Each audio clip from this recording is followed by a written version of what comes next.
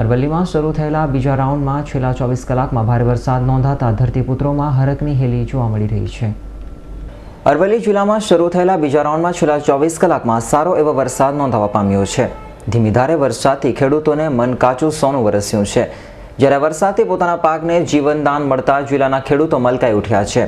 સાથે જ વરસાદથી કેટલીક જગ્યાએ નીચાણવાળા વિસ્તારોમાં પાણી ભરાવાના બનાવો સામે આવ્યા હતા। જિલ્લામાં વરસાદથી ગરમીથી થોડીક રાહત મળી હતી। સમગ્ર જિલ્લામાં છેલ્લા 24 કલાકમાં 2 ઇંચથી 4.5 ઇંચ જેટલો વરસાદ નોંધાવા પામ્યો છે।